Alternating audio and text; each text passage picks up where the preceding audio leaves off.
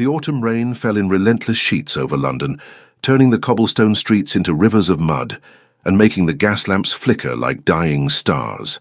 Inside the grand ballroom of Harrington House, however, the glittering assembly of England's finest nobility remained blissfully insulated from the tempest outside, their jewels catching the candlelight as they waltzed and gossiped with equal enthusiasm.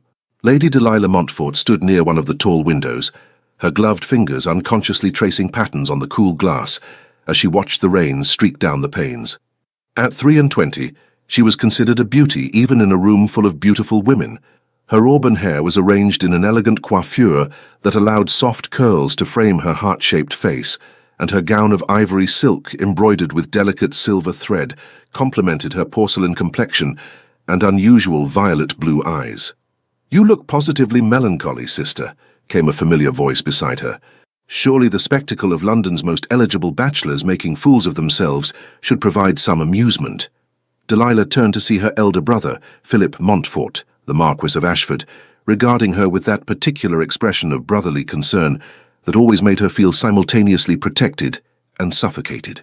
At 30 years of age, Philip cut an imposing figure in his perfectly tailored evening clothes, his dark hair and aristocratic features drawing admiring glances from several young ladies across the room. "I was merely thinking how strange it is," Delilah replied softly, "that we dance and laugh while outside people struggle through the storm with nowhere warm to go." Philip's expression softened. "Your tender heart does you credit, Delilah, but you mustn't let such thoughts trouble you on an evening meant for enjoyment.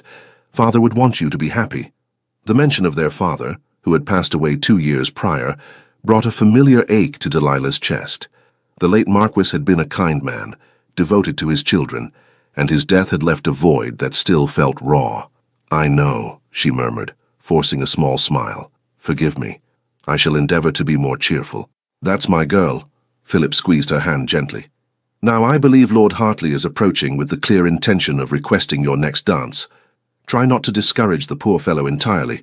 He's harmless enough, even if he does prose on about his hunting dogs." Delilah suppressed a sigh as her brother moved away, leaving her to face the approaching Lord Hartley with as much grace as she could muster.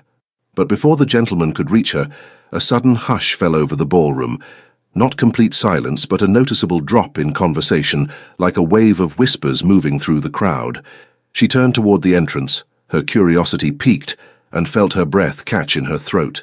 A man stood at the top of the grand staircase, surveying the assembly with an expression of cool indifference that somehow commanded attention more effectively than any dramatic entrance could have done. He was tall, well over 6 feet, with broad shoulders that filled out his perfectly cut black evening coat. His hair was dark as midnight, worn slightly longer than current fashion dictated, and his face possessed the kind of stark, masculine beauty that seemed carved from granite. High cheekbones, a strong jaw, and a mouth that looked as though it had forgotten how to smile. But it was his eyes that truly arrested Delilah's attention. Even from across the room, she could see they were the color of storm clouds, a deep, penetrating grey that seemed to see through pretense and artifice to the truth beneath. Those eyes swept across the ballroom with deliberate slowness, as though cataloguing every face, every reaction, and then they found hers. The impact was physical. Delilah felt heat flood through her body, from the tips of her satin slippers to the crown of her carefully arranged hair. Her heart began to race in a manner entirely unbecoming to a gently bred lady, and she was suddenly acutely aware of every breath she took, every flutter of her pulse at her throat. The stranger's gaze held hers for what felt like an eternity, but could only have been seconds. Something flickered in those grey eyes, surprise perhaps, or recognition, though they had never met. She was certain she would have remembered such a man. Then slowly, deliberately, he inclined his head in the slightest of acknowledgments. The corner of his mouth lifted in what might have been the ghost of a smile, though it was gone so quickly she couldn't be sure it had been there at all. Delilah found herself frozen, unable to look away, unable to respond with the polite nod that etiquette demanded. Her cheeks burned with a flush she was powerless to prevent, and she felt as though every person in the room must surely notice her discomposure. "Heavens!" whispered a voice beside her, making her jump. Lady Beatrice Ashworth, her closest friend since childhood, had appeared at her elbow, her pretty face alight with excitement. "Do you know who that is?" "No," Delilah managed, her voice barely above a whisper. Should I? That, Beatrice said with barely suppressed glee, is Damien Alistair, the Duke of Valebrook. Or rather, he was the Duke before the scandal. Good gracious, I thought he was dead, or at least permanently abroad. No one has seen him in London for nearly 8 years. Delilah's attention snapped to her friend. What scandal? But before Beatrice could answer, their hostess, the Countess of Harrington, had descended upon the mysterious Duke with warm exclamations of welcome, and the spell that had held the room captive began to break. Conversation resumed, though Delilah noticed many eyes still drifting toward the tall figure now being introduced to various members of the assembly. The scandal, Beatrice continued in an urgent whisper, drawing Delilah slightly away from Lord Hartley, who still hovered nearby with increasing befuddlement, involved accusations of cheating at cards. Dreadful business. His father, the old Duke, died shortly after. Some say of shame, though officially it was apoplexy. Young Damien disappeared immediately after the funeral. No one knew what became of him. How terrible, Delilah murmured, her eyes drawn inexorably back to the Duke despite her best efforts. He was speaking with the Countess now, his manner polite but distant, and she found herself wondering what those 8 years of exile had been like. What could bring a man back after such disgrace? They say he went to India, Beatrice added, clearly relishing her role as purveyor of gossip. Made an enormous fortune there through trade and investments. There were rumors of, well, less respectable pursuits as well. Gambling houses, prize-fighting rings, that sort of thing, though of course no one knows for certain. Delilah barely heard her friend's words. Across the crowded ballroom, the Duke of Valebrook had turned his attention from the Countess and was once again looking directly at her. This time his gaze was even more intense, more searching, as though he were trying to solve some puzzle that she represented. "He's coming this way," Beatrice hissed, gripping Delilah's arm with barely contained excitement. "Oh my word, he's actually walking toward us." Indeed, the Duke had begun to move through the crowd with the focused determination of a predator stalking prey. People stepped aside to let him pass, some with expressions of curiosity, others with barely concealed hostility. Delilah noticed several gentlemen exchange dark looks, and she saw Lord Pemberton actually turn his back as the Duke approached. But Damien Alistair seemed utterly indifferent to the mixed reception. His eyes never left Delilah's face, and she felt her pulse hammering so loudly in her ears that she was certain everyone around her must hear it. He stopped before her and executed a bow that was flawlessly correct, yet somehow managed to convey a certain sardonic amusement at the formality of it all. "Forgive my presumption," he said, and his voice was like dark velvet, deep and rich with an undertone of something dangerous. "But I find I cannot spend another moment in this assembly without making your acquaintance. I am Damien Alistair, Duke of Valebrook." Up close, he was even more overwhelming. He stood so near that Delilah could smell the subtle scent of sandalwood, and something else. Something wild and untamed that spoke of distant places and dangerous adventures.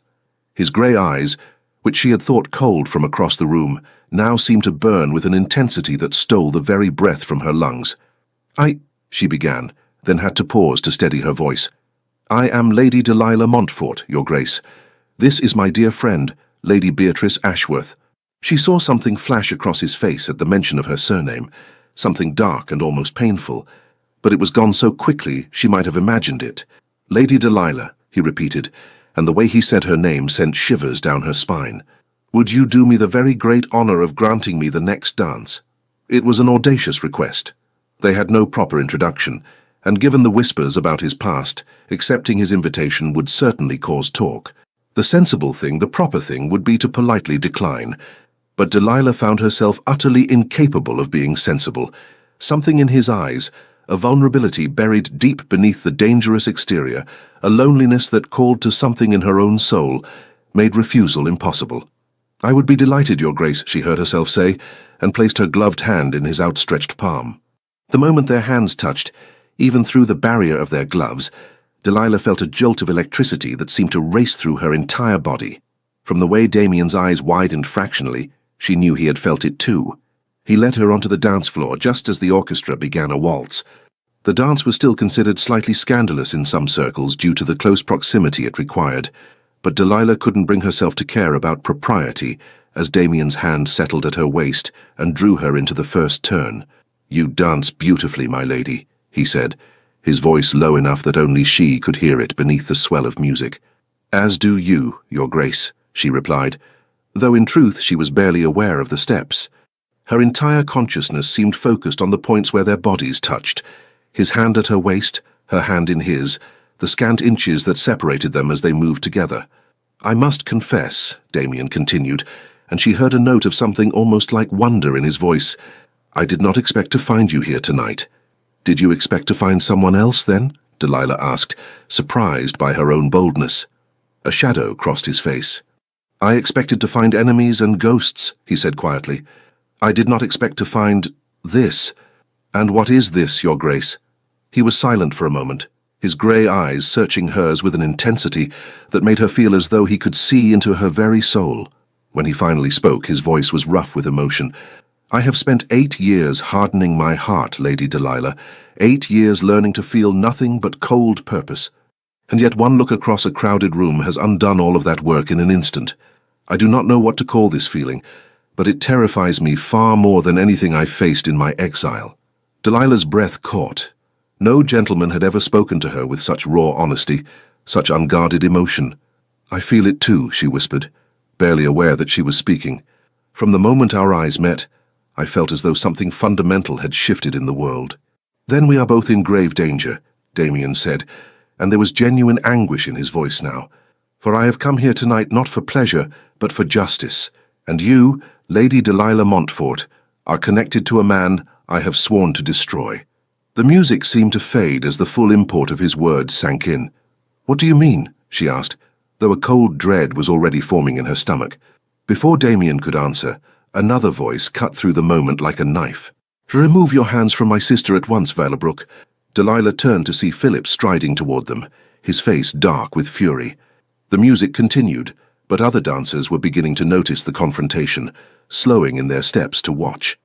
Damien released Delilah immediately and stepped back, though his eyes never left Philip's face. The expression Delilah saw there made her blood run cold. It was pure, undiluted hatred, barely leashed, and all the more terrible for its control. "Ashford," Damien said, his voice now utterly devoid of the warmth it had held moments before. "How pleasant to see you after all these years." "You have no business here," Philip said, positioning himself protectively between Damien and Delilah. "No business in this house, and certainly no business dancing with my sister." "On the contrary," Damien replied with deadly calm, "I have every right to be here. My title has been restored, my reputation, such as it was, rebuilt through years of hard work. As for dancing with your sister, the lady herself granted me permission. Or do you now make decisions for her as well?" "How dare you?" Philip began, his hand moving toward his glove, and Delilah realized with horror that he was about to issue a challenge to a duel. "Stop it!" she cried, stepping between them. "Both of you, stop this at once. Philip, we are causing a scene. And Your Grace, if you have some grievance with my brother, this is neither the time nor the place to pursue it." She could feel the eyes of the entire ballroom upon them now. The orchestra had fallen silent, and the whispers were rising like a tide. Damien looked at her, and she saw something crack in that carefully controlled facade. "Forgive me, Lady Delilah," he said softly. "I never meant to distress you, but your brother and I have unfinished business from years past. Business that I intend to resolve." "What business?" Delilah demanded, looking between the two men. "What could possibly have happened to cause such animosity?" "Ask him," Damien said, gesturing toward Philip. "Ask your beloved brother what he did 8 years ago. Ask him about the cards that were found in my possession during that fateful game. Ask him who really put them there." Philip's face had gone white. "You dare to accuse me of—" "I dare to speak the truth," Damien interrupted, his voice cutting like steel. "I dare to name you for what you are, a cheat, a liar, and the man who destroyed my father's honor and hastened him to his grave." The ballroom erupted into shocked exclamations. Philip looked as though he might strike Damien where he stood, but the Duke merely smiled, a cold, terrible expression that held no humor whatsoever. "But I did not come here tonight to brawl like common ruffians," Damien continued, straightening his cuffs with elaborate care. "I came to announce my return to society and to inform certain parties that I have not forgotten the debts owed to me. Debts," he added, his eyes boring into Philip's, "that I fully intend to collect." With that, he turned to Delilah and bowed once more, his expression softening fractionally. "Lady Delilah, it has been a revelation to meet you. I hope we shall encounter each other again under more pleasant circumstances." Then he was gone, striding through the parting crowd toward the exit with his head held high, leaving chaos and furious whispers in his wake. Delilah stood frozen, her mind reeling. She looked at her brother, who was still staring after the Duke with an expression of such mingled fury and fear that it made her stomach turn. "Philip," she said quietly, touching his arm, "is it true? Did you do what he says?" Philip's jaw clenched. "We are leaving," he said, taking her elbow in a grip that was just short of painful. "Now. But I want to know—" "Not here, Delilah," he hissed, practically dragging her toward the exit. "We will discuss this at home, not in front of half of London's society." As their carriage pulled away from Harrington House, Delilah stared out into the rain-soaked night and felt tears prick her eyes. In the span of a single dance, her world had been turned upside down. She had met a man who made her feel alive in ways she had never imagined possible, only to discover that he was her brother's sworn enemy, bent on some terrible revenge. And the worst part, the absolute worst part, was that even knowing this, even understanding that Damien Alistair was dangerous and vengeful and quite possibly planning to destroy her family, she could not stop her treacherous heart from racing at the memory of his touch, could not banish the image of those grey eyes from her mind. What had he said? That they were both in grave danger. As the carriage rattled through the London streets, Delilah pressed her hand to her chest, feeling her heart hammer against her palm, and knew that he had been absolutely right. The Montfort residence on Grosvenor Square was silent when Delilah and Philip returned from the ball, save for the soft footsteps of servants who took their cloaks and retreated with lowered eyes that suggested they had already heard whispers of the evening's scandal. "The library," Philip said tersely, and Delilah followed him into the book-lined room that had been their father's sanctuary. Even now, 2 years after his passing, the scent of his favourite tobacco still seemed to linger in the air. Philip moved to the sideboard and poured himself a generous measure of brandy, downing half of it in one swallow before turning to face her. In the candlelight, he looked older than his 30 years, the lines around his eyes more pronounced, his shoulders carrying a weight that seemed to bow them. "You want the truth," he said flatly. "Very well, Delilah. You shall have it." She settled into one of the leather armchairs, her hands folded tightly in her lap to keep them from trembling. "Did you cheat at cards? Did you frame the Duke of Valebrook?" Philip laughed, a bitter, hollow sound. "Frame him? Good God, is that what he told you?" "He suggested it," Delilah replied, trying to keep her voice steady. "He said you put marked cards in his possession during a game. He said you destroyed his father's honor and hastened his death." "And you believe him?" Philip's voice was sharp. "A man you met but an hour ago whose reputation was ruined by his own foolish pride and reckless behavior." "I don't know what to believe," Delilah said quietly. "That is why I am asking you, brother. Please, just tell me what happened." Philip drained the rest of his brandy and set the glass down with more force than necessary.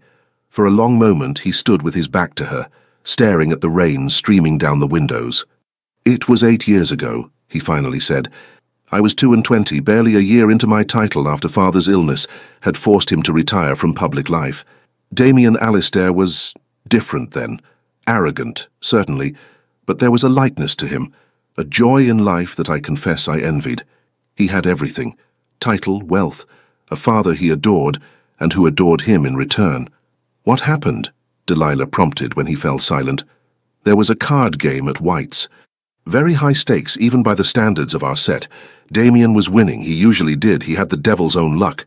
But that night, something felt wrong. The way he handled the cards, the pattern of his wins. Lord Pemberton noticed it first. He called for the deck to be examined." Philip turned to face her now, his expression haunted. "They were marked, Delilah.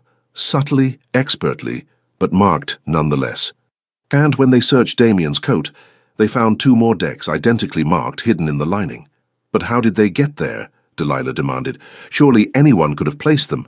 "His valet confessed," Philip interrupted. Under questioning, the man admitted that Damien had ordered him to prepare the decks to sew the secret pocket in his coat. There were witnesses, documentation, everything required to prove the matter beyond doubt. Delilah's mind was racing. "But Damien claimed you were responsible." "Of course he did," Philip said wearily. "He stood to lose everything. His reputation, his honor, his father's respect. Rather than accept the consequences of his actions, he lashed out, made wild accusations against anyone he could think of. He claimed I had bribed his valet, that I had orchestrated the entire affair out of jealousy. Were you jealous? The question slipped out before Delilah could stop it. Philip's expression hardened. Perhaps. Does that make me a villain? Damien Alistair had never known hardship, never struggled, never watched a parent waste away from illness while the bills mounted and the vultures circled.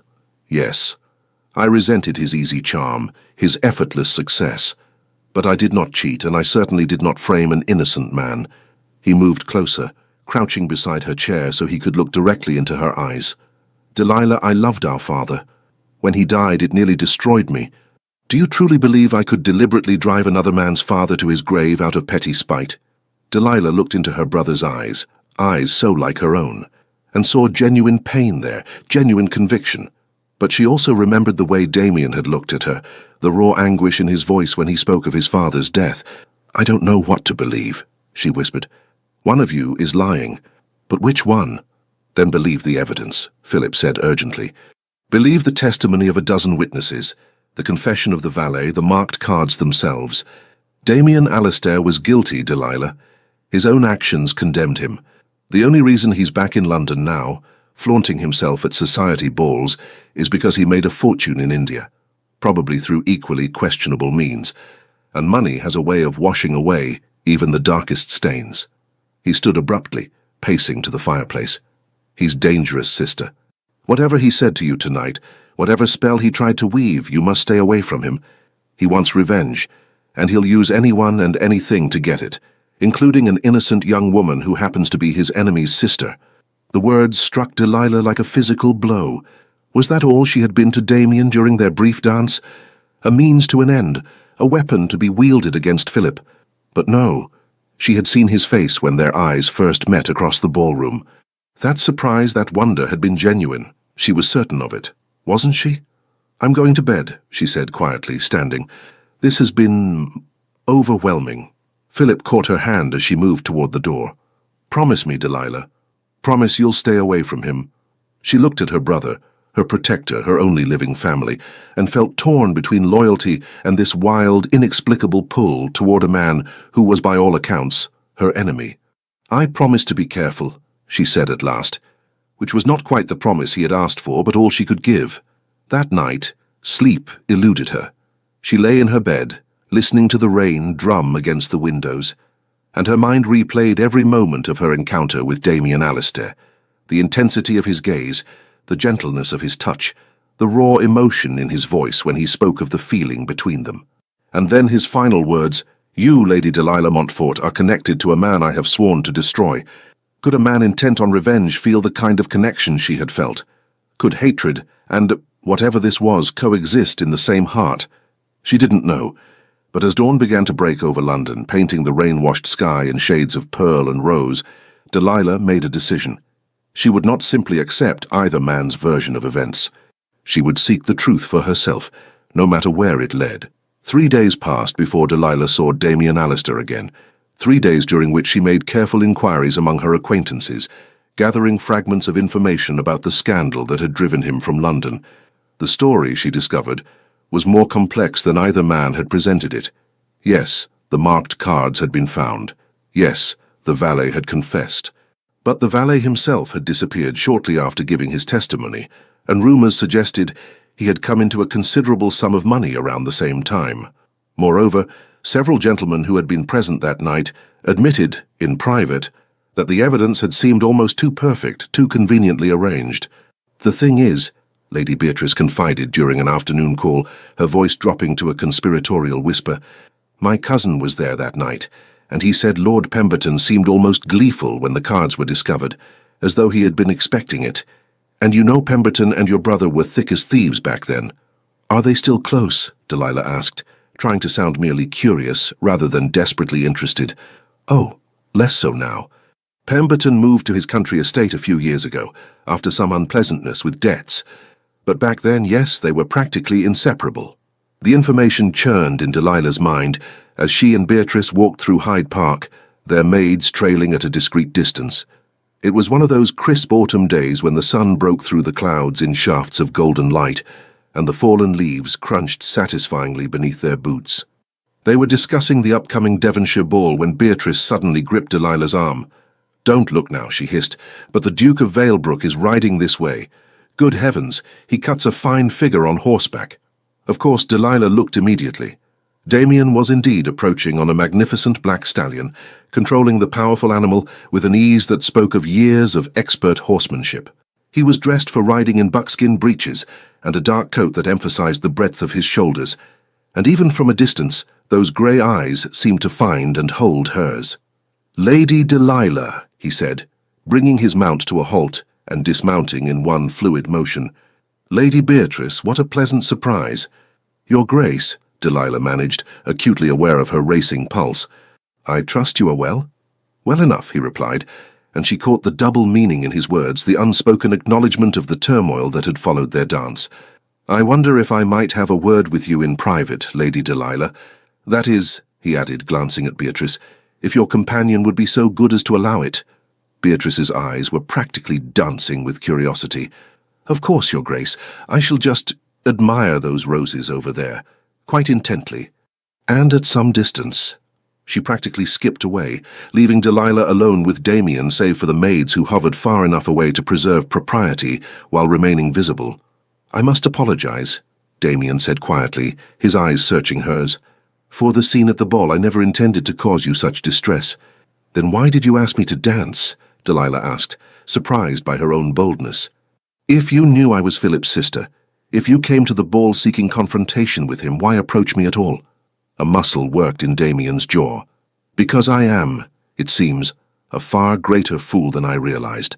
I saw you across that ballroom, and every carefully laid plan, every cold calculation, every vow I had made to myself over 8 years of exile, all of it became meaningless. In that moment, there was only you." The raw honesty of his words stole Delilah's breath. "But afterward I remembered who I was and why I had returned to London," Damien said grimly. "I remembered the look on my father's face when society turned their backs on him, when his oldest friends refused to acknowledge him in the street. I remembered finding him dead in his study, a letter to me clutched in his hand, begging me to clear our family name." His voice broke slightly on the last words, and Delilah saw the agony in his eyes, the grief that 8 years had not diminished. "I'm so sorry," she whispered. "Losing a parent I know how it feels to carry that pain." "Then you understand why I cannot simply forget," Damien said. "Why I must see justice done." "Justice," Delilah repeated. "Or revenge?" He smiled bitterly. "Is there a difference?" "Yes," she said firmly. "Justice seeks truth and restoration. Revenge seeks only to inflict pain. What is it you truly want, Your Grace?" Damien was silent for a long moment, his grey eyes studying her face as though memorizing every feature. "A week ago, I could have answered that question without hesitation. Now," he shook his head, "now I find myself questioning everything." "My brother says you were guilty," Delilah said, watching his reaction carefully. "He says there were witnesses, evidence, a confession." "And do you believe him?" "I want to believe him," she admitted. "He is my brother, my protector, but—" "But?" Damien prompted. "But I have also made inquiries of my own, and I have found that the truth of that night is perhaps not as clear as either of you would have me believe." Something flickered in Damien's expression. Respect, perhaps, or hope. "You are investigating?" "I am seeking to understand what really happened. And I will tell you the same thing I told Philip. I will not simply accept your word or his without evidence." Damien stepped closer, close enough that she could see the fine lines at the corners of his eyes, the shadow of stubble along his jaw. "You are a remarkable woman, Lady Delilah Montfort, more remarkable than I ever could have imagined. Flattery will not sway me," she said, though her voice was not as steady as she would have liked. "It is not flattery if it is the simple truth." His hand lifted as though he might touch her face, but he stopped himself, letting it fall back to his side. "I did not cheat at cards that night. I swear it on my father's grave, on everything I hold sacred. I was framed, and your brother was instrumental in that deception." "Then prove it," Delilah challenged. "If you want me to believe you, show me evidence. Don't just demand that I take your word over Philip's." "I intend to," Damien said. "I have spent 8 years gathering information, tracking down witnesses, piecing together what really happened that night. Soon, I will have everything I need to expose the truth before all of society." "And what then?" Delilah asked softly. "When you have your proof, when you have destroyed my brother's reputation as yours was destroyed, will that bring your father back? Will that ease the pain you carry?" The question clearly struck deep. Damien's jaw clenched, and she saw a war playing out behind his eyes. "I don't know," he finally admitted, "but I know I cannot move forward with my life until I have laid the past to rest, until I have honored my father's memory by clearing his name and exposing those who wronged him. And where do I fit into all of this?" The question came out barely above a whisper. Damien's expression softened, and this time he did reach out, his fingers brushing lightly against her gloved hand. Even through the fabric, she felt that electric connection, that pull that seemed to draw them together despite all reason. "You," he said quietly, "are the complication I never anticipated. The one factor that threatens to undo all my carefully constructed plans. Because I find, Lady Delilah, that I cannot pursue vengeance against your brother without hurting you, and the thought of causing you pain is unbearable." "Then perhaps you should reconsider your course," Delilah said, though her heart was hammering. "Perhaps there is another way to clear your father's name without destroying my family." "Is there?" Damien asked. "Can you suggest such a way?" Delilah thought of Philip's face when he had spoken of their father, the genuine pain she had seen there. Whatever had happened 8 years ago, she did not believe her brother was entirely villain or Damien entirely victim. The truth, she suspected, lay somewhere in between. "I will help you," she said, surprising even herself. "I will help you discover what really happened that night. But in exchange, you must promise me something." "What?" Damien asked, his eyes intent on hers. "That whatever we discover, you will pursue justice rather than revenge, that you will not seek to destroy Philip simply for the sake of destruction, and that you will give me time to speak with him, to try to find a resolution that does not tear apart everything I hold dear." It was a bold proposition, and she saw Damien wrestle with it. She was asking him to trust her, to delay his revenge, to place his faith in the sister of the man he believed had ruined his life. "Why would you do this?" he asked finally. "Why help me when it could cost you your brother's affection, your place in society, everything you know?" Delilah met his gaze steadily. "Because I believe in truth, because I loved my father, and I see that same love for your father in your eyes, and I understand what that loss means, and because—" She paused, gathering her courage. "Because whatever this feeling is between us, I cannot simply ignore it, even if I should." A slow smile spread across Damien's face, the first genuine smile she had seen from him, and it transformed his austere features into something almost boyish, achingly vulnerable. "Very well, Lady Delilah," he said softly. "You have yourself an accord. We shall seek the truth together wherever it may lead, though I warn you, you may not like what we discover." "I would rather face an ugly truth than live with a beautiful lie," Delilah replied. "Then we are of one mind," Damien said. He raised her hand to his lips and pressed a kiss to her gloved knuckles, a gesture that was perfectly proper, yet somehow felt scandalously intimate. "Until we meet again, my lady." As Delilah watched him mount his horse and ride away, she felt Beatrice materialize at her elbow. "Well," her friend demanded, "what did he say? What happened? Good gracious, Delilah, the way he looked at you. I thought he might carry you off on his horse then and there." "We are going to find the truth," Delilah said, still watching Damien's retreating figure. "About what happened 8 years ago. About who was really responsible for his ruin." "Are you mad?" Beatrice gasped. "Delilah, that could destroy your brother. Or it could exonerate him," Delilah countered. "Either way, I must know. I cannot build any future, with Damien or anyone else, on a foundation of lies and unanswered questions." Beatrice squeezed her hand. "Then I shall help you, whatever you need, wherever this investigation leads. Though I confess, I'm rather hoping it leads to you becoming a duchess. The Duke of Velbrook is devastatingly attractive when he smiles." Despite everything, Delilah laughed. But as they turned to leave the park, she felt the weight of what she had undertaken settling on her shoulders. She had promised to help Damien uncover the truth, but she had also promised Philip she would be careful. She could only pray that when all was revealed, there would still be a way to bridge the chasm between the two men, and to follow her heart without betraying her family. The investigation began in earnest the following week. Damien sent Delilah a note, delivered by a trusted footman rather than through conventional channels, suggesting they meet at Hatchard's bookshop on Piccadilly, where they could speak privately under the guise of literary browsing. Delilah arrived with Beatrice as her chaperone, though her friend was more than happy to lose herself in the latest Gothic novels, while Delilah made her way to the history section where Damien waited. He looked different in the daylight streaming through the shop's windows, less dangerous, more human, though no less compelling. When he saw her approach, his entire demeanor softened in a way that made her heart flutter. "Thank you for coming," he said quietly, pretending to examine a volume on Roman military tactics. "I wasn't certain you would." "I gave you my word," Delilah replied, selecting a book at random and opening it without truly seeing the pages. "Have you discovered something?" "Perhaps. There is a man, James Whitmore, formerly a footman in Lord Pemberton's household. He left service rather suddenly 8 years ago and has been living in a modest cottage in Kent ever since. Too modest, given his previous position and lack of other employment." Delilah's pulse quickened. "You think he knows something?" "I think he was paid to know something and keep quiet about it," Damien said grimly. "I've had investigators watching him for the past 2 years, waiting for the right moment to approach. That moment, I believe, has come. He's recently taken ill and has been seeing the local physician regularly. A man facing his mortality often wishes to unburden his conscience." "You mean to question him?" "I mean to offer him a chance at redemption," Damien corrected, "and enough money to ensure his remaining days are comfortable in exchange for the truth." Delilah considered this. "When do we leave for Kent?" Damien's eyebrows rose. "We?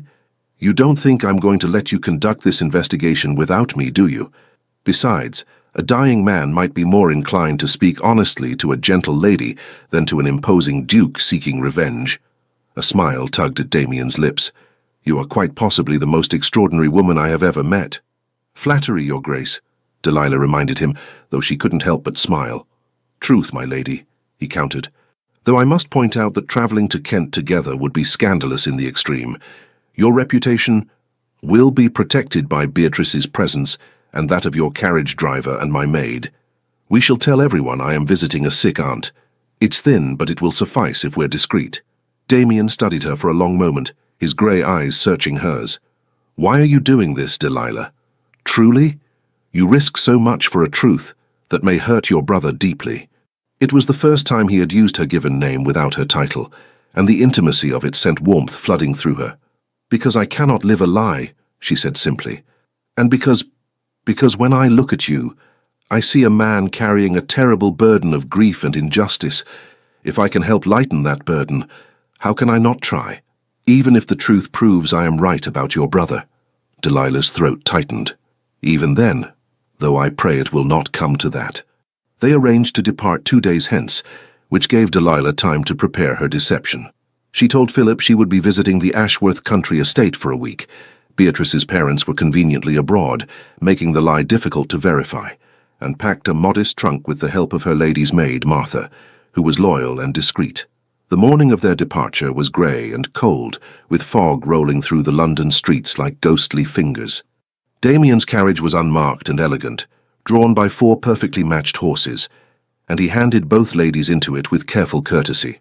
But once they were underway, with Martha dozing in the corner, and Beatrice pretending to read while actually watching them with keen interest, the careful distance evaporated.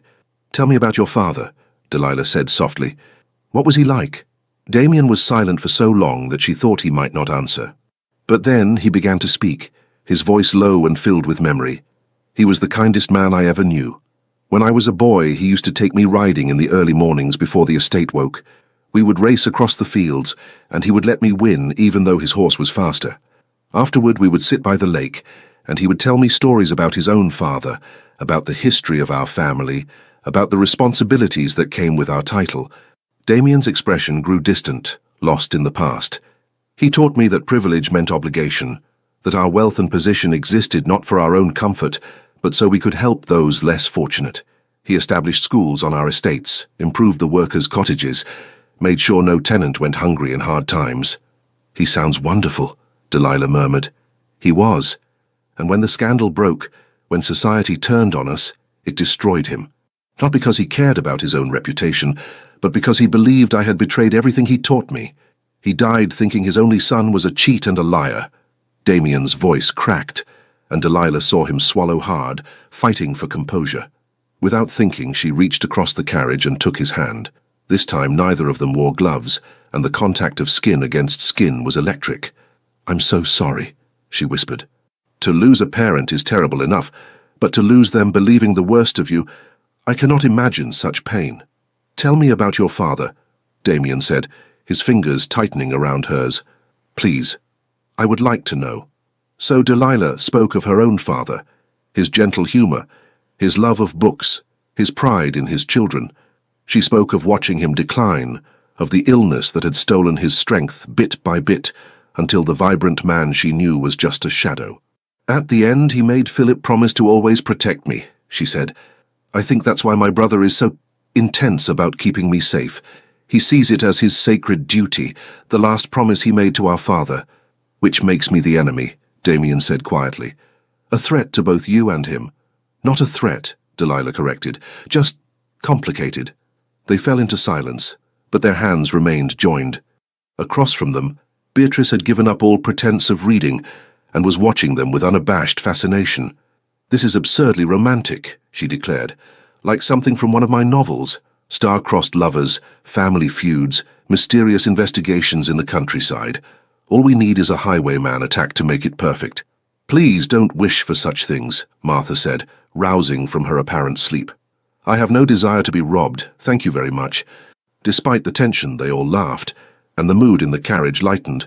Damien began telling stories of his years in India, the heat and chaos of Calcutta, the breathtaking beauty of the Taj Mahal, the adventures and misadventures that had helped him build his fortune. "I lived a dozen different lives in those 8 years," he said, "some of them not entirely respectable.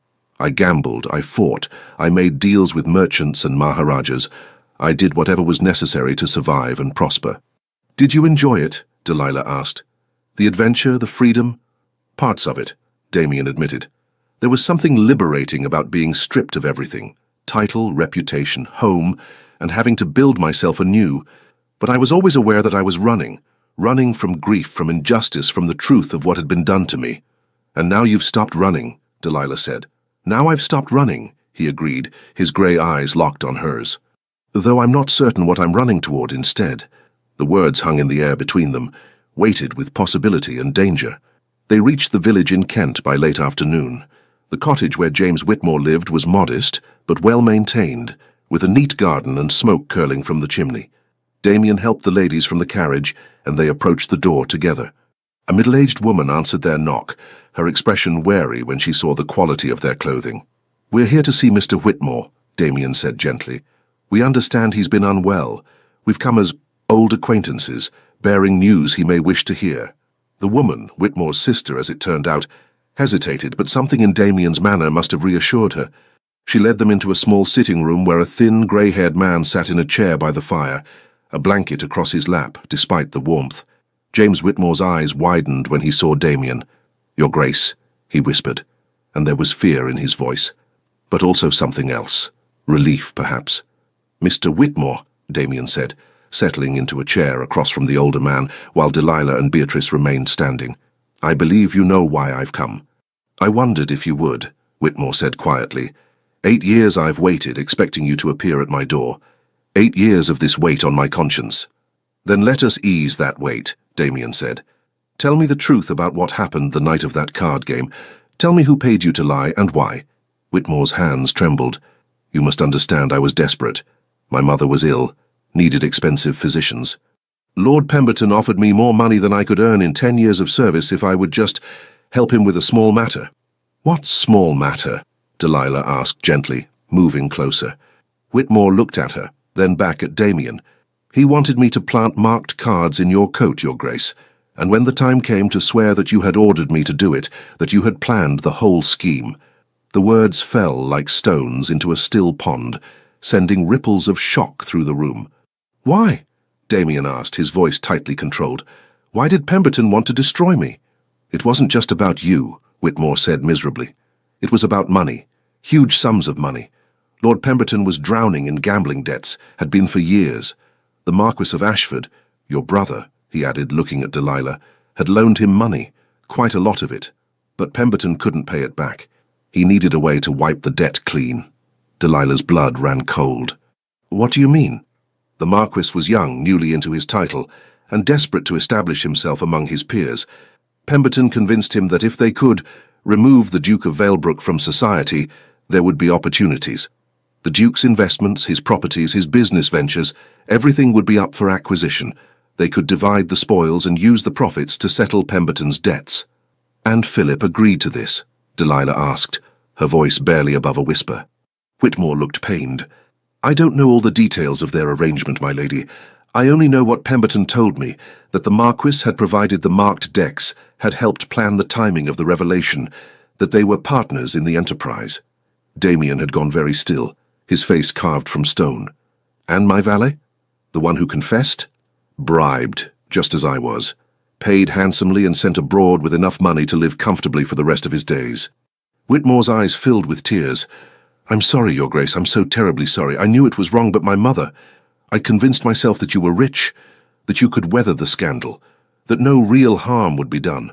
But when I heard your father had died, when I realized what we'd truly cost you... He broke off, coughing, and his sister hurried to bring him water. Why didn't you come forward? Damien asked. If your conscience troubled you so much, why maintain the lie all these years? Fear, Whitmore said simply. Pemberton made it clear that if I ever spoke the truth, I would have an accident, a fatal one. And the Marquis, he had the power and influence to make me disappear without anyone asking questions. I was a coward, Your Grace. I chose my own life over your honor, and I've paid for that choice every day since. Silence fell over the room. Delilah felt as though the ground had dropped out from beneath her feet. Philip, her kind, protective brother, had been part of a conspiracy to destroy an innocent man for profit. I'll swear to all of this, Whitmore said. Before a magistrate, before anyone you choose. I'm dying anyway. The physician says I have perhaps 3 months remaining. I'd like to meet my Maker with a clean conscience, even if it means facing earthly punishment first. Damien stood abruptly and walked to the window, staring out at the fading light. Delilah could see the tension in every line of his body, the barely controlled rage that threatened to break through his careful composure. Your Grace, she began, but he held up a hand. I need a moment, he said tightly. Please. Delilah turned to Whitmore. This testimony, you would truly be willing to give it publicly? I would, my lady, though I expect it will bring ruin to your family name. For that I am sorry. The truth is the truth, Delilah said, though her voice shook, no matter how painful. Outside she found Damien pacing in the small garden, his hands clenched into fists. When he heard her approach, he spun to face her. I was right, he said, and there was no triumph in his voice, only anguish. All these years I was right. Your brother destroyed my life, killed my father, and I was right. I know, Delilah whispered, tears streaming down her face. I'm so sorry, Damien, I'm so very sorry. Sorry? He laughed bitterly. What good is sorry? Will it bring my father back? Will it restore the 8 years I lost, the home I had to flee, the life that was stolen from me? No, Delilah said. But what will bring those things back? Revenge? Destroying Philip as he destroyed you? Will that heal the wounds in your heart? I don't know, Damien shouted, then seemed to catch himself. When he spoke again, his voice was quieter, but no less intense. I don't know what will heal me, Delilah, but I know I cannot simply let this go. Justice demands truth and restitution, Delilah interrupted, not more destruction.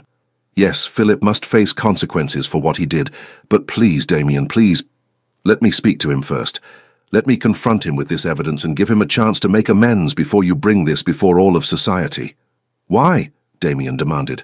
Why should I show him any mercy when he showed none to me? Because you are a better man than he is, Delilah said fiercely. Because revenge may satisfy for a moment, but it will not bring you peace. And because... She stepped closer, placing her hand on his chest, feeling his heart race beneath her palm. Because I love you, Damien Alistair. I love you, and I cannot bear to see you consumed by hatred and bitterness. The words seemed to shock them both. They stood frozen in the twilight garden, the world narrowing to just the two of them. You love me? Damien whispered. I do, Delilah confirmed, tears still streaming down her face. Heaven help me, but I do. I love your strength and your pain, your quest for justice and your capacity for feeling. I love the man you are and the man you could be, if you let go of this need for vengeance." Damien's hands came up to frame her face, his thumbs brushing away her tears with infinite gentleness. "I love you too," he said hoarsely. "From that first moment across the ballroom I have been utterly, completely yours, and it terrifies me because loving you means choosing between my vow to my father and my hope for a future. How can I do both? By seeking justice rather than revenge," Delilah pleaded. "By demanding that Philip make amends, restore what he took, acknowledge his crimes, but also by allowing him the chance for redemption. People can change, Damien. They can grow and learn from their mistakes. 8 years ago, Philip was young and foolish and desperate. That doesn't excuse what he did, but perhaps there's a way forward that doesn't require destroying everyone involved." Damien pulled her close, burying his face in her hair. She felt him tremble, felt the war raging within him between the cold, vengeful man he had become and the better man he wanted to be for her. "I will give you 1 week," he said finally. 1 week to speak to your brother, to show him the evidence, to see if he is capable of the remorse and restitution you believe possible. If he is, if he truly repents and makes amends, then perhaps we can find another path. But if he refuses, if he maintains his lies or attempts to harm Whitmore or anyone else involved, then I will bring the full force of the truth down upon him, and let society judge him as they judged me." It wasn't everything Delilah had hoped for, but it was enough. "Thank you," she whispered. "Thank you for giving him a chance." "I'm not doing it for him," Damien said. "I'm doing it for you, for us, for the possibility of a future where I am not defined by my past." He kissed her then, gentle and desperate and full of promise. When they finally broke apart, both were breathless. "We should return to London," Delilah said. "I need to speak with Philip as soon as possible." The journey back was silent, each of them lost in thought. But as London's lights began to appear in the distance, Damien took Delilah's hand once more. "Whatever happens," he said quietly, "know that you have changed me, that loving you has already given me something I thought lost forever: hope." Delilah squeezed his hand, praying that hope would be enough to carry them through the storm that was coming. Delilah returned to Grosvenor Square late that evening, her mind churning with how to approach Philip. She found him in the library, as she had expected, reviewing estate accounts by candlelight. "Delilah," he looked up with surprise and relief. "I thought you were at the Ashworth estate. When did you return?" "Just now," she said, closing the door behind her. "And I need to speak with you about something of grave importance." Something in her tone made Philip set down his pen. "What's happened? Are you all right?" "I'm fine," Delilah said, settling into the chair across from his desk. "But I need you to tell me the truth about something, Philip. The whole truth, with no evasions or half-truths." His expression became guarded. "About what?" "About what really happened 8 years ago. About Damien Alistair and the card game at White's. About Lord Pemberton and Mark Dex and a man named James Whitmore." The colour drained from Philip's face. Where did you hear that name?" "I've just returned from Kent, where Mr. Whitmore told me everything. How Pemberton paid him to plant the cards in Damien's coat.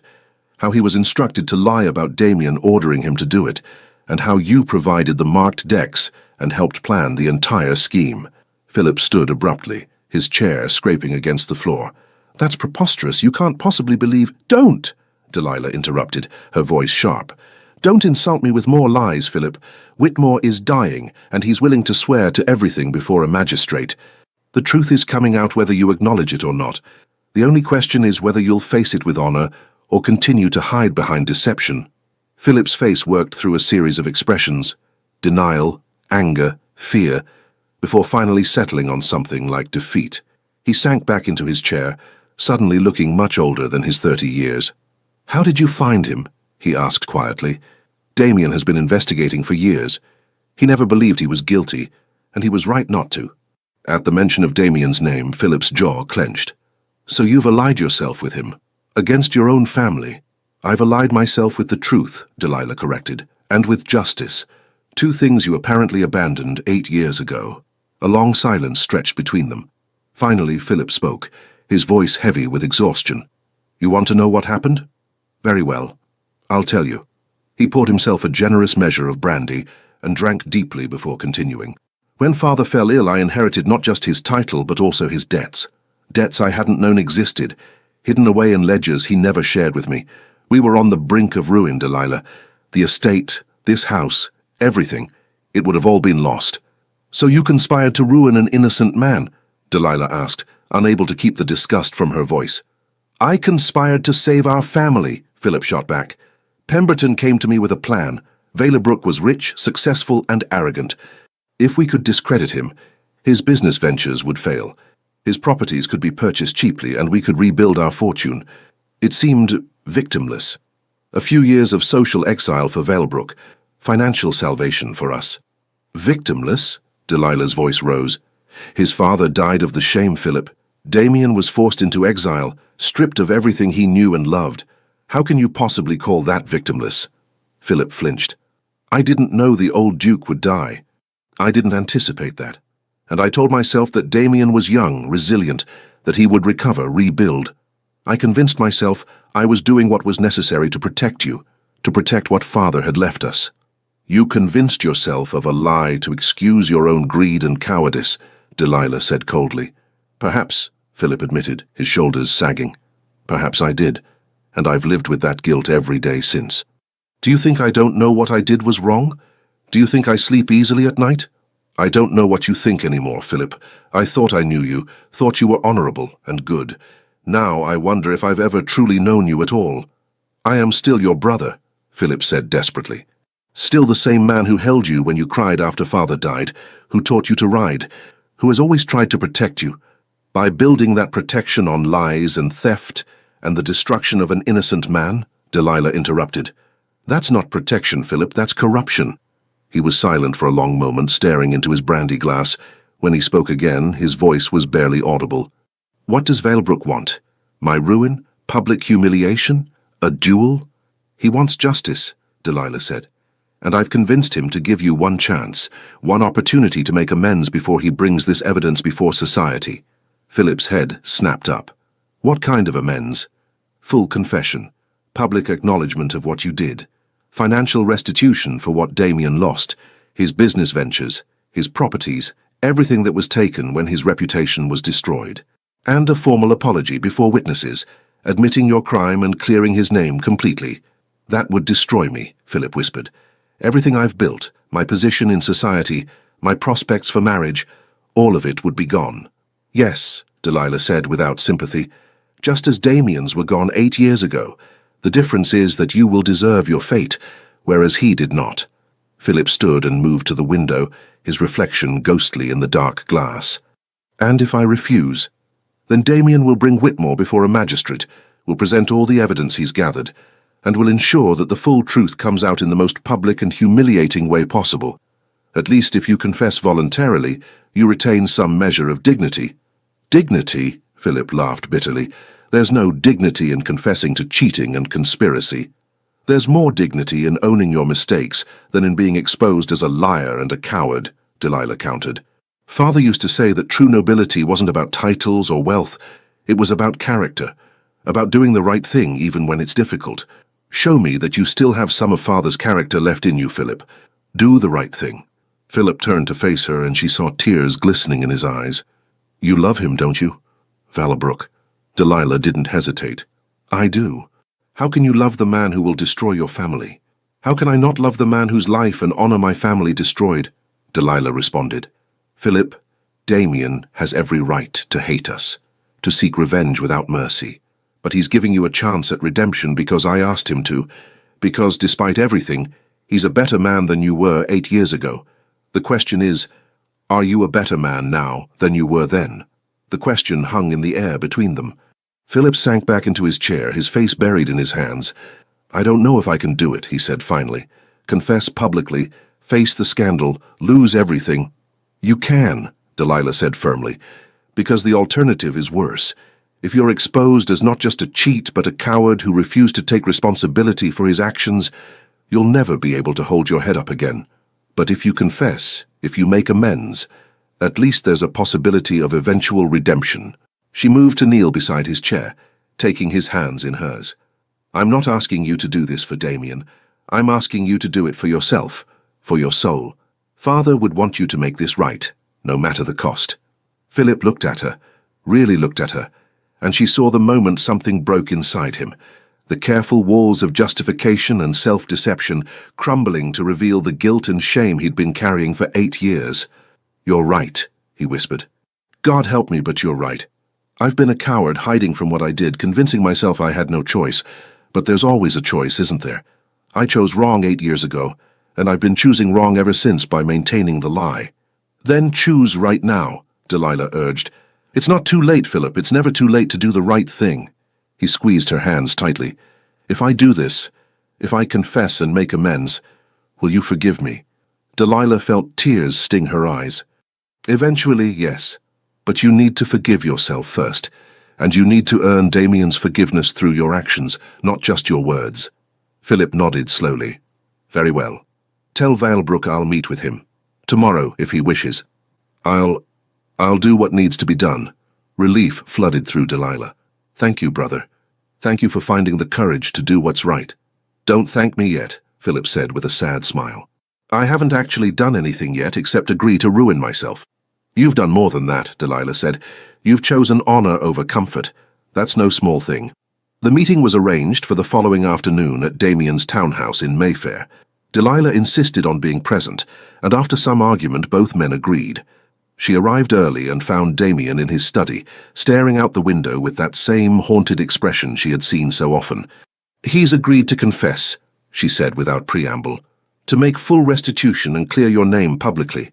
Damien turned to face her, and she saw a complex mix of emotions in his grey eyes. Satisfaction, yes, but also uncertainty, and something that looked almost like disappointment. "Why does it feel hollow?" he asked quietly. "I've spent 8 years wanting this moment, planning for it, dreaming of the day when the truth would come out and justice would be served. But now that it's here, I feel empty." Delilah moved to stand beside him, taking his hand.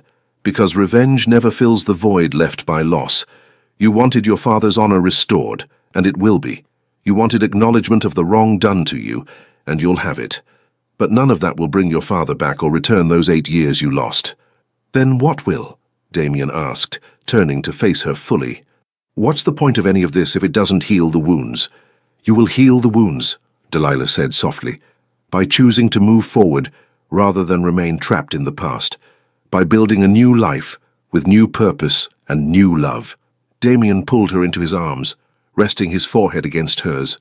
"You're my new life, Delilah. You're the only thing that makes any of this bearable." "Then let this be an ending," she urged. "Let Philip's confession and restitution be the final chapter of this old story, so we can begin writing a new one. Together."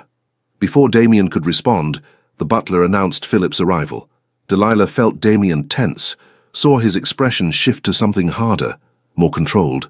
Philip entered the study looking as though he hadn't slept all night. His cravat was slightly askew, his hair less perfectly arranged than usual, and there were dark circles beneath his eyes. But he held himself upright, his shoulders back as he faced the man he had wronged. "Your Grace," he said formally, with a bow that was correct but not deferential. "Thank you for agreeing to see me." "Ashford," Damien replied, his voice cool. "My understanding is that you have something to say to me." Philip glanced at Delilah, who gave him an encouraging nod. He took a deep breath and began. 8 years ago, I conspired with Lord Pemberton to destroy your reputation through false accusations of cheating at cards. I provided the marked decks, helped plan the timing of their discovery, and allowed an innocent man to be ruined for my own financial gain." The words seemed to cost him dearly, and Delilah saw his hands trembling slightly.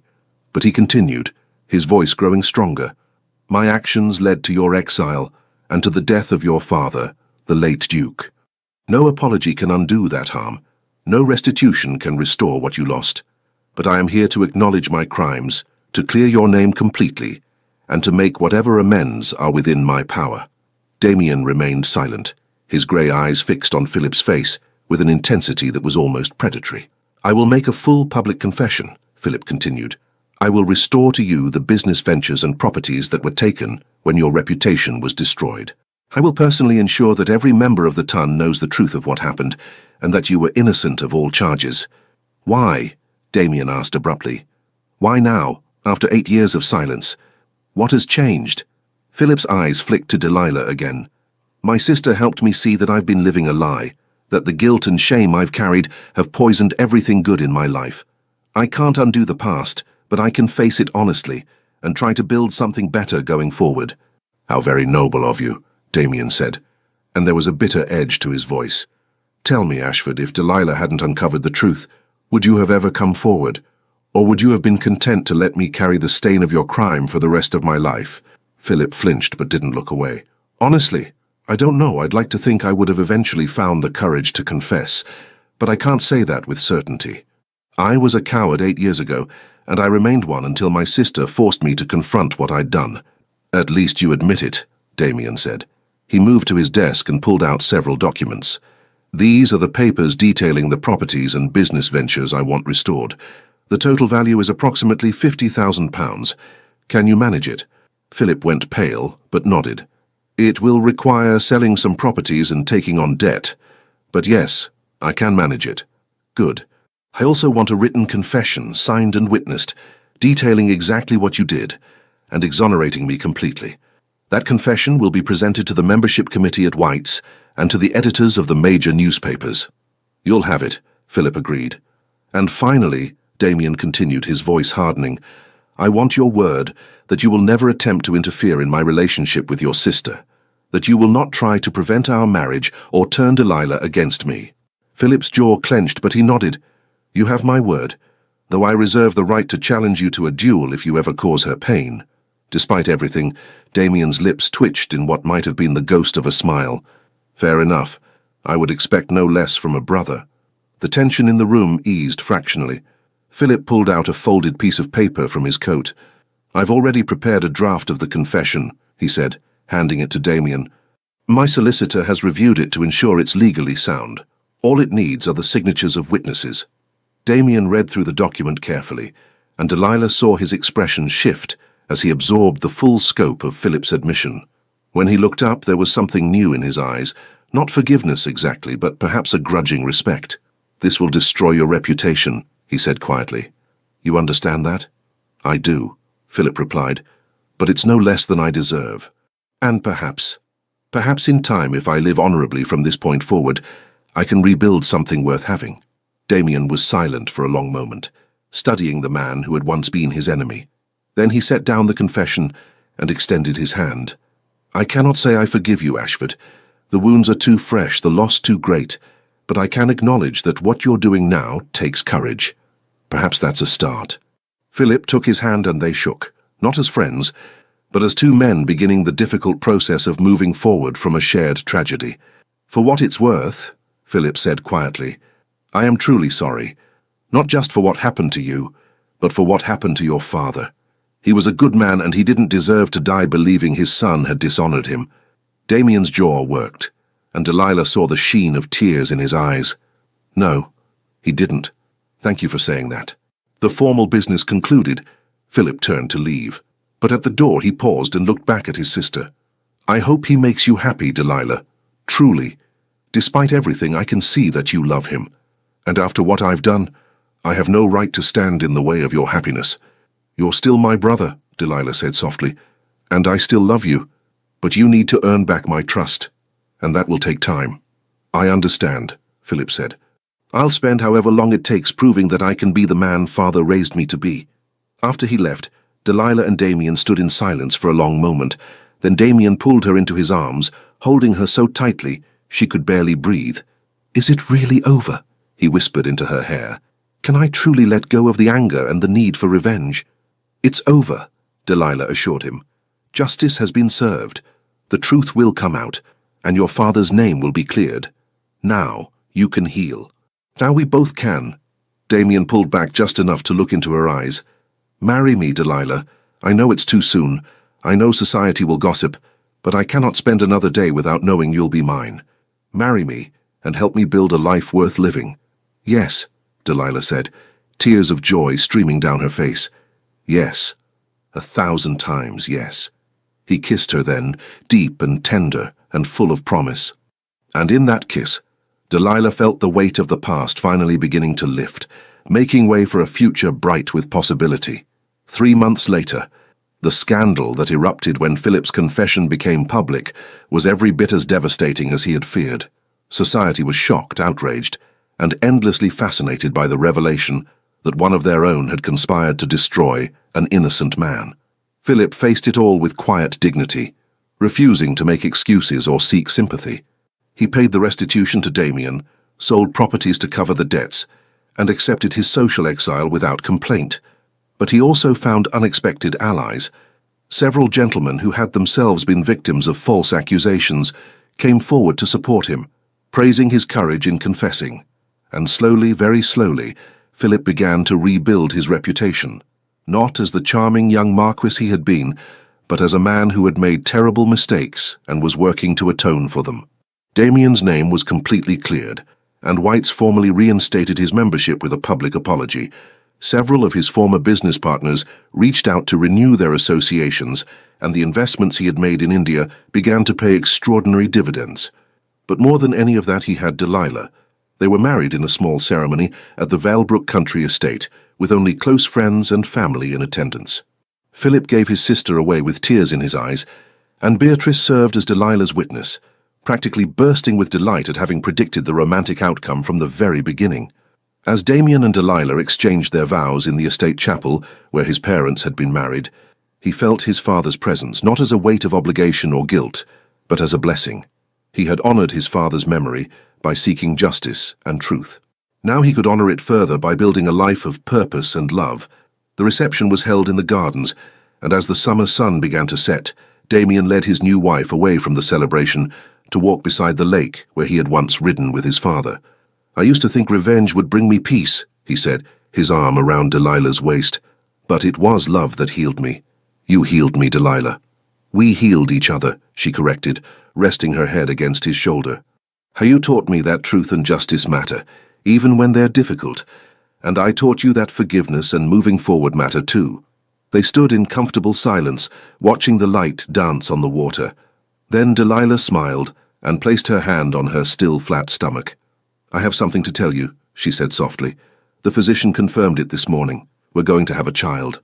Damien's breath caught.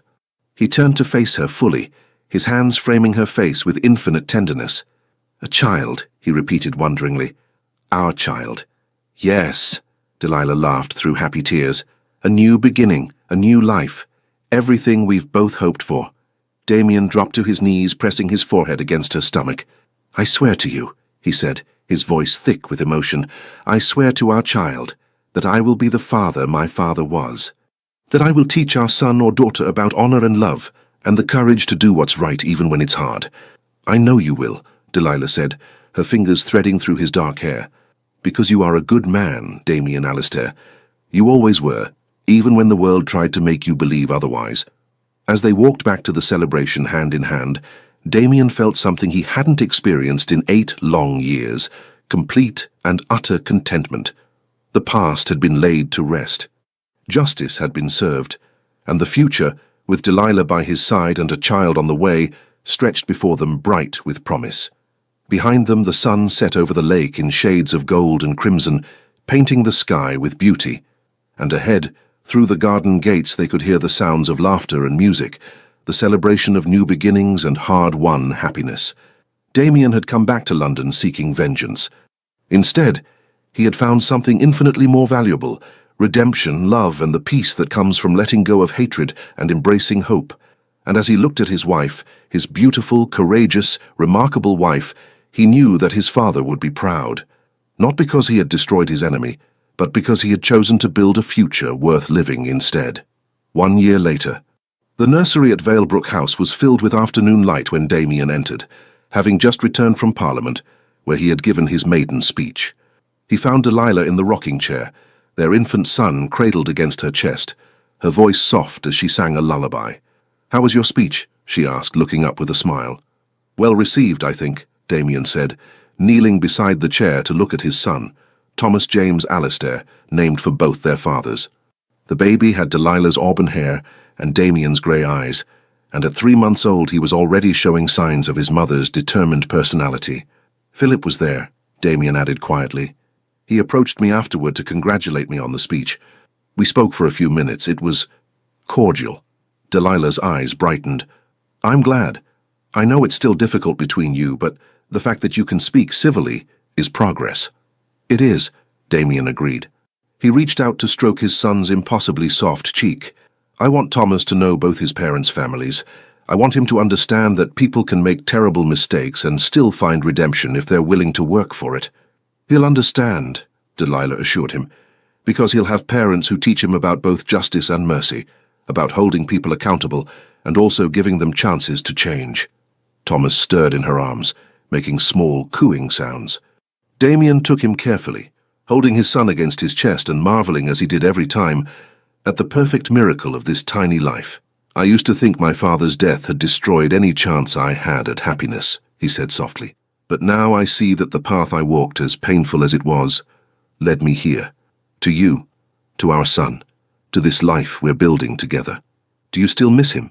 Delilah asked gently. "Your father?" "Every day," Damien admitted.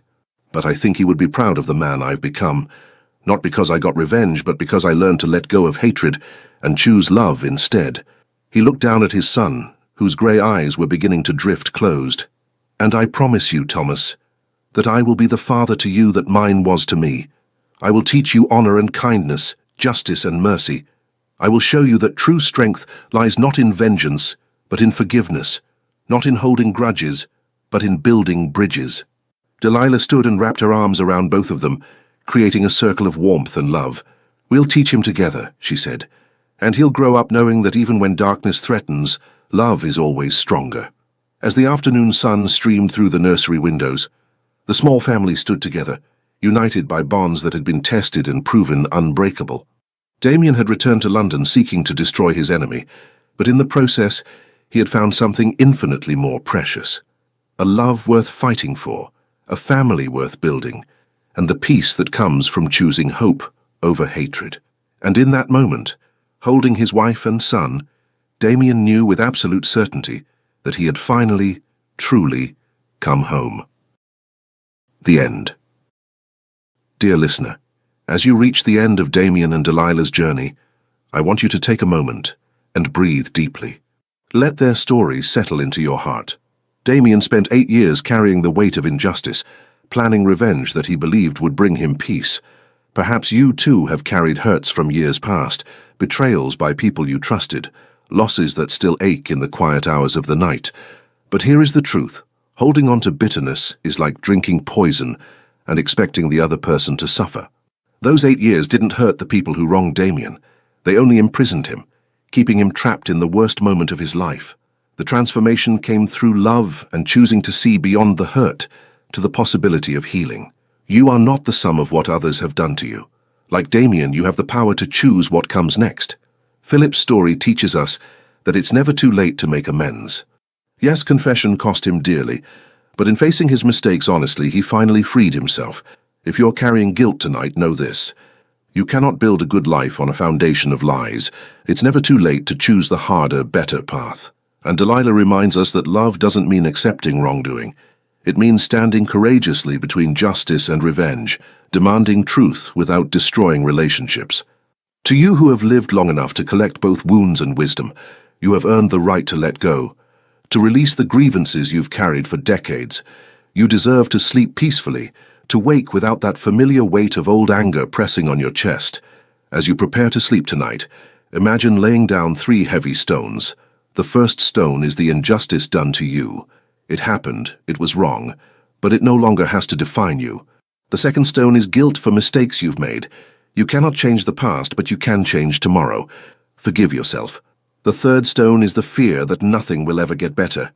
Your path forward exists, even if you cannot see it yet. Trust that it's there. You are stronger than you know. You have survived every difficult day so far. That strength is woven into the very fabric of who you are. Sleep deeply tonight, dear listener. You are protected. You are not alone in your struggles. You matter. Your life matters. Your story matters. And just like Damien and Delilah, you too can choose love over hatred, hope over despair, and tomorrow over yesterday. Rest now. Tomorrow is a new chapter, and you get to help write it.